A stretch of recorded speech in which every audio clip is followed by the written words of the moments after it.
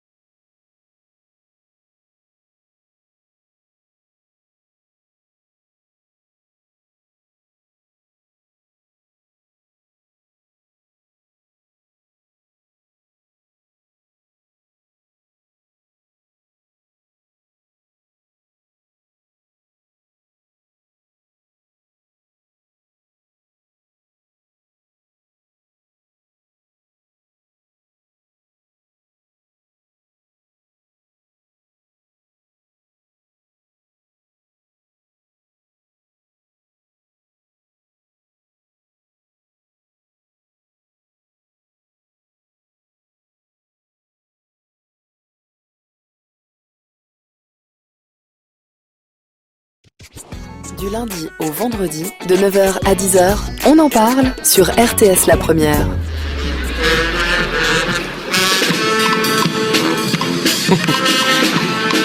Et c'est reparti, revoilà la saison des carnavals qui commence ce week-end, sauf erreur. Oui, Philippe, des roulements de tambour, El Condor Passa, repris de façon un peu approximative par des cuivres héroïques, mais sans doute un peu ramollis par le vin chaud.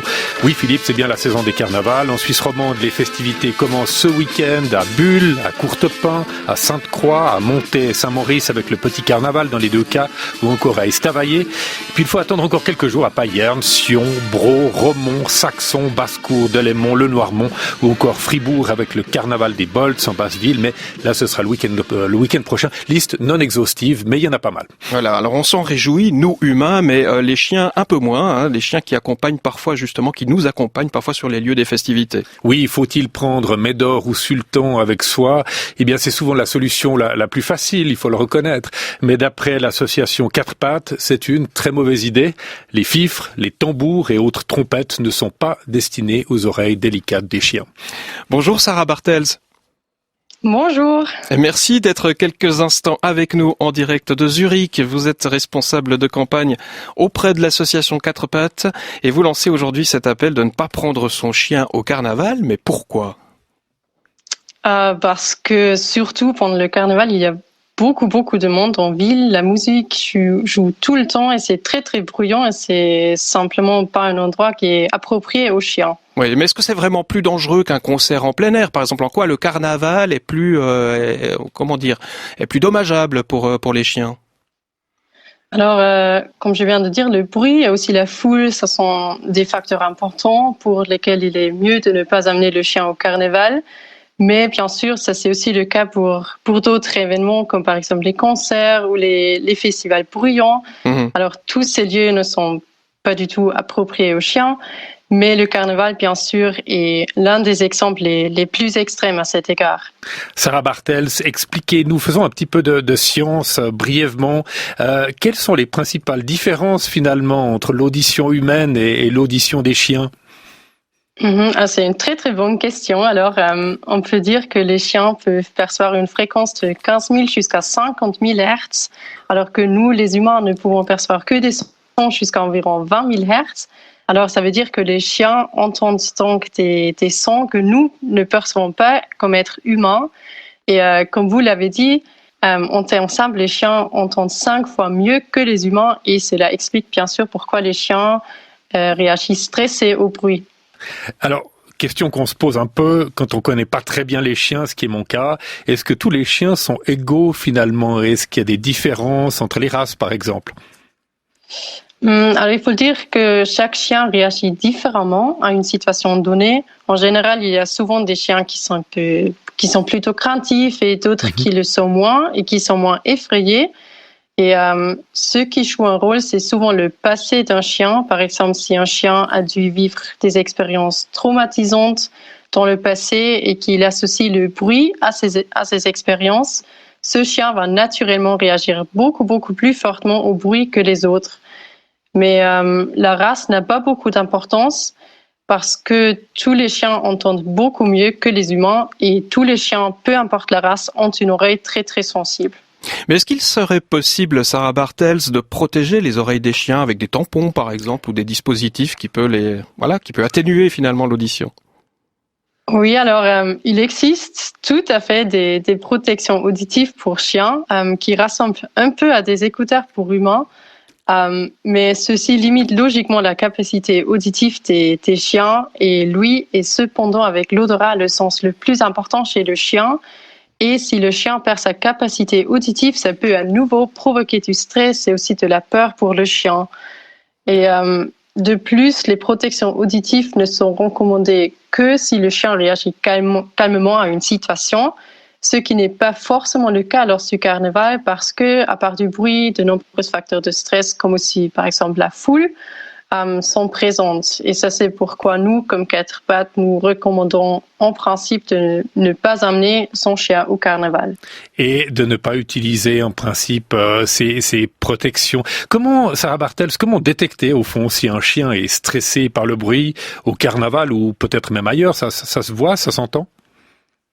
Ça se voit, mais c'est aussi important de dire que chaque chien réagit individuellement au stress. Mais les signes les plus fréquents sont par exemple qu'un chien stressé halète beaucoup plus vite que normal, il fait de l'hypersalivation, il aboie beaucoup, ses pupilles sont élargies, son poil est hérissé, comme qu'il était prêt à se battre ou aussi à s'enfuir.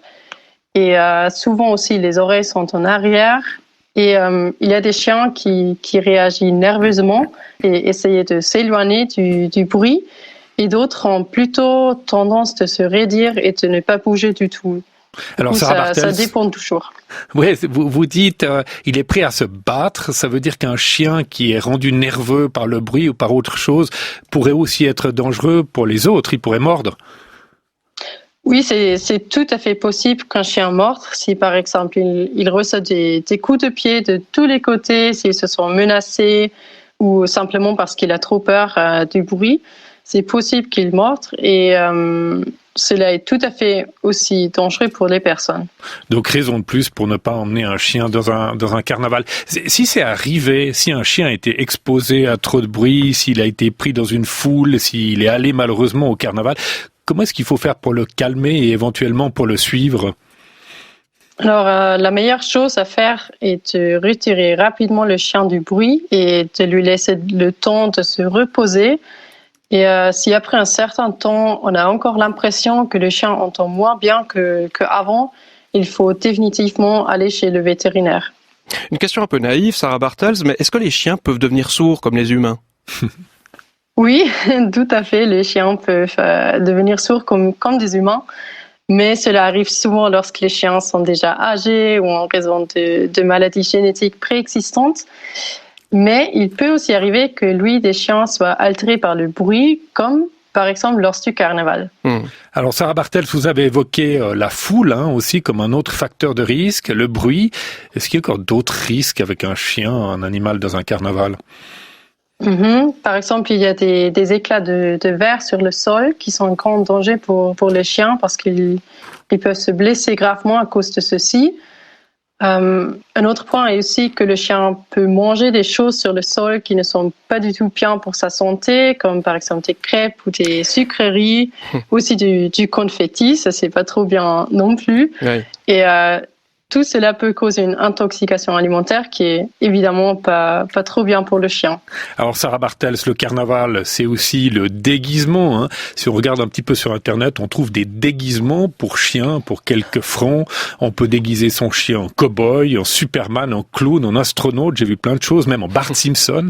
Mais selon vous, je crois, c'est pas une très bonne idée non plus. Non, mais vous avez tout à fait raison, ça existe. Mais forcer un chien dans un costume, c'est vraiment quelque chose que nous déconseillons vivement parce qu'un costume limite la liberté de mouvement et aussi la communication entre les chiens, ce qui signifie encore plus de stress et de peur pour le chien. Par exemple, les chiens transmettent leurs sentiments par la position de leurs oreilles, le port de leur queue, mais aussi leur posture et leurs yeux. Et si ces moyens de communication sont masqués par un déguisement, les chiens sont privés de toute possibilité de communiquer conformément à leur espèce. Donc, pas de déguisement, mais il existe aussi alors éventuellement des colorants qui permettent de colorer le poil des chiens de façon naturelle ou même en rose ou orange. Vous avez un avis là-dessus? Oui, alors ça aussi, c'est pas une très bonne idée. On s'en doutait. Colorer le chien au colorer naturel. Le poil. Oui, voilà. Non, mais colorer le poil d'un chien est aussi quelque chose qu'il ne faut pas faire. Surtout avec des teintures pour des cheveux humains, parce qu'ils sont énormément dangereux pour des chiens et peuvent causer des réactions allergiques très sérieuses, comme par exemple des rougeurs ou aussi des difficultés respiratoires. Et ça, c'est vraiment faire courir un grand risque à son animal. Et à mon avis, il n'est vraiment pas nécessaire de devoir aller chez le vétérinaire pour une simple plaisanterie. Et il est aussi important de simplement comprendre qu'un animal n'est pas un jouet et c'est aussi pas un accessoire, mais c'est vraiment un être vivant qui est sensible et qui a des besoins naturels qu'il faut respecter. Voilà, donc le chien restera à la maison et nous, on ira s'amuser au carnaval. On a compris le message. Sarah Bartels, responsable de campagne auprès de l'association Quatre Pattes. Merci beaucoup. On vous souhaite une excellente journée du côté de Zurich.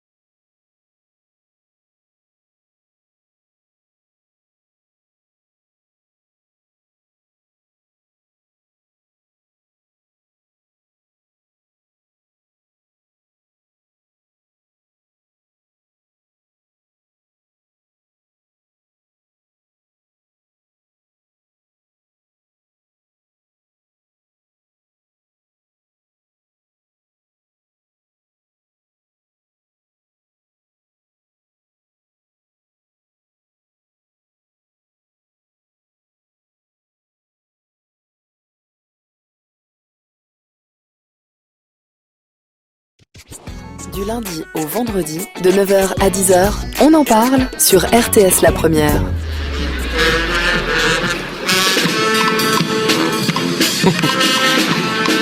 Et c'est reparti, revoilà la saison des carnavals qui commence ce week-end, sauf erreur. Oui, Philippe, des roulements de tambour, El Condor Passa, repris de façon un peu approximative par des cuivres héroïques, mais sans doute un peu ramollis par le vin chaud. Oui, Philippe, c'est bien la saison des carnavals. En Suisse romande, les festivités commencent ce week-end à Bulle, à Courtepin, à Sainte-Croix, à Montet et Saint-Maurice avec le petit carnaval dans les deux cas, ou encore à Estavayer. Puis il faut attendre encore quelques jours à Payerne, Sion, Braux, Romont, Saxon, Basse-Cour, Delémont, Le Noirmont ou encore Fribourg avec le carnaval des Bolts en Basse-Ville. Mais là, ce sera le week-end prochain. Liste non exhaustive, mais il y en a pas mal. Voilà, alors on s'en réjouit, nous humains, mais les chiens un peu moins. Les chiens qui nous accompagnent parfois sur les lieux des festivités. Oui, faut-il prendre Médor ou Sultan avec soi? Eh bien, c'est souvent la solution la plus facile, il faut le reconnaître. Mais d'après l'association Quatre Pattes, c'est une très mauvaise idée. Les fifres, les tambours et autres trompettes ne sont pas destinés aux oreilles délicates des chiens. Bonjour Sarah Bartels. Bonjour. Et merci d'être quelques instants avec nous en direct de Zurich. Vous êtes responsable de campagne auprès de l'association Quatre Pattes et vous lancez aujourd'hui cet appel de ne pas prendre son chien au carnaval. Mais pourquoi ? Parce que surtout pendant le carnaval, il y a beaucoup de monde en ville. La musique joue tout le temps et c'est très bruyant et c'est simplement pas un endroit qui est approprié aux chiens. Oui, mais est-ce que c'est vraiment plus dangereux qu'un concert en plein air ? Par exemple, en quoi le carnaval est plus, est plus dommageable pour les chiens ? Alors, comme je viens de dire, le bruit et aussi la foule, ce sont des facteurs importants pour lesquels il est mieux de ne pas amener le chien au carnaval. Mais bien sûr, ça c'est aussi le cas pour d'autres événements comme par exemple les concerts ou les festivals bruyants. Mmh. Alors tous ces lieux ne sont pas du tout appropriés aux chiens, mais le carnaval bien sûr est l'un des exemples les plus extrêmes à cet égard. Sarah Bartels, expliquez-nous, faisons un petit peu de science brièvement. Quelles sont les principales différences finalement entre l'audition humaine et l'audition des chiens ? C'est une très bonne question. Alors, on peut dire que les chiens peuvent percevoir une fréquence de 15 000 jusqu'à 50 000 Hertz, alors que nous, les humains, ne pouvons percevoir que des sons jusqu'à environ 20 000 Hertz. Alors, ça veut dire que les chiens entendent donc des sons que nous ne percevons pas comme êtres humains. Et comme vous l'avez dit, en temps simple, les chiens entendent 5 fois mieux que les humains, et cela explique bien sûr pourquoi les chiens réagissent stressés au bruit. Alors, question qu'on se pose un peu quand on connaît pas très bien les chiens, ce qui est mon cas. Est-ce que tous les chiens sont égaux finalement ? Est-ce qu'il y a des différences entre les races, par exemple ? Alors, il faut dire que chaque chien réagit différemment à une situation donnée. En général, il y a souvent des chiens qui sont plutôt craintifs et d'autres qui le sont moins et qui sont moins effrayés. Et ce qui joue un rôle, c'est souvent le passé d'un chien. Par exemple, si un chien a dû vivre des expériences traumatisantes dans le passé et qu'il associe le bruit à ces expériences, ce chien va naturellement réagir beaucoup plus fortement au bruit que les autres. Mais la race n'a pas beaucoup d'importance parce que tous les chiens entendent beaucoup mieux que les humains et tous les chiens, peu importe la race, ont une oreille très sensible. Mais est-ce qu'il serait possible, Sarah Bartels, de protéger les oreilles des chiens avec des tampons, par exemple, ou des dispositifs qui peut atténuer finalement l'audition ? Oui, alors il existe tout à fait des protections auditives pour chiens qui ressemblent un peu à des écouteurs pour humains, mais ceci limite logiquement la capacité auditive des chiens et l'ouïe est cependant avec l'odorat le sens le plus important chez le chien.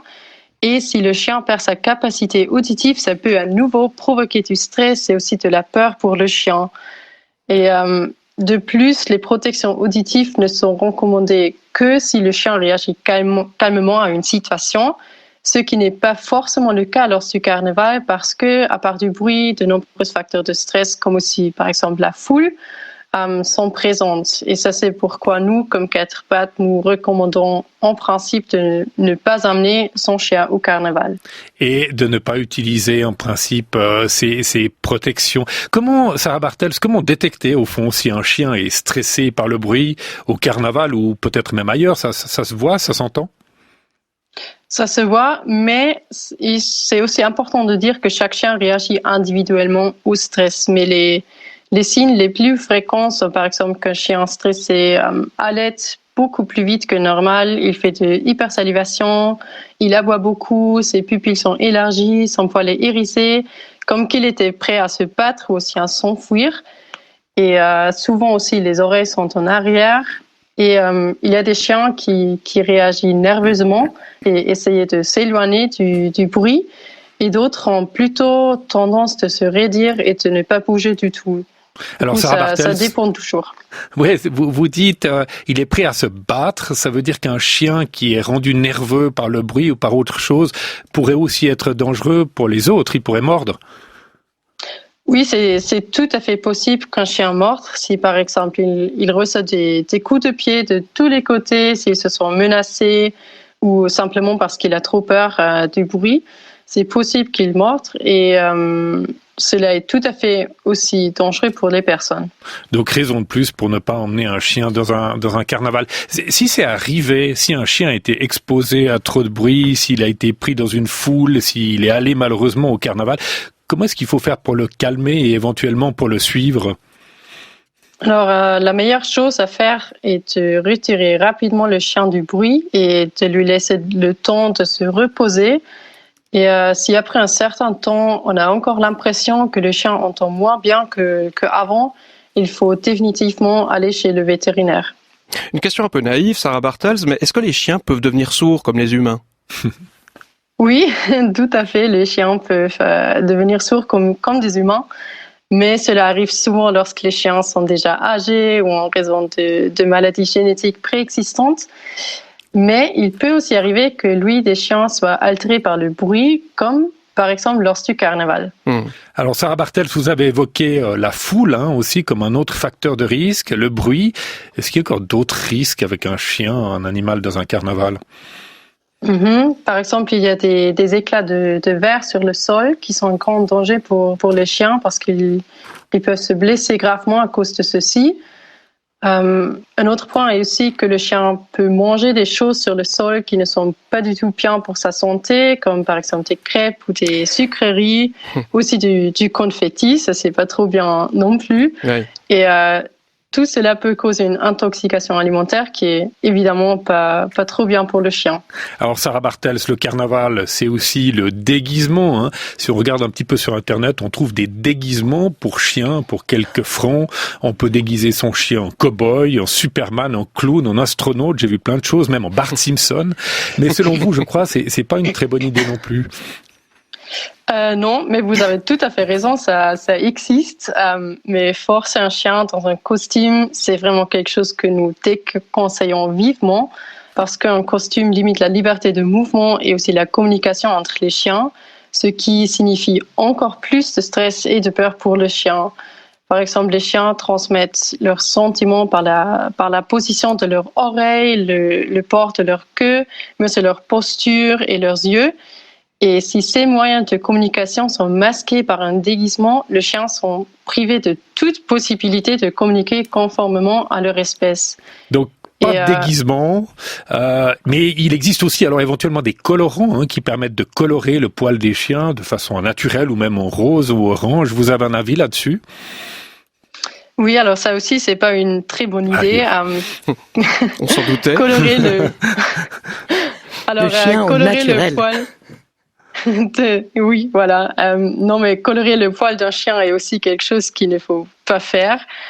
Surtout avec des teintures pour des cheveux humains, parce qu'ils sont énormément dangereux pour des chiens et peuvent causer des réactions allergiques très sérieuses, comme par exemple des rougeurs ou aussi des difficultés respiratoires. Et ça, c'est vraiment faire courir un grand risque à son animal. Et à mon avis, il n'est vraiment pas nécessaire de devoir aller chez le vétérinaire pour une simple plaisanterie. Et il est aussi important de simplement comprendre qu'un animal n'est pas un jouet et c'est aussi pas un accessoire, mais c'est vraiment un être vivant qui est sensible et qui a des besoins naturels qu'il faut respecter. Voilà, donc le chien restera à la maison et nous, on ira s'amuser au carnaval. On a compris le message. Sarah Bartels, responsable de campagne auprès de l'association Quatre Pattes. Merci beaucoup. On vous souhaite une excellente journée du côté de Zurich.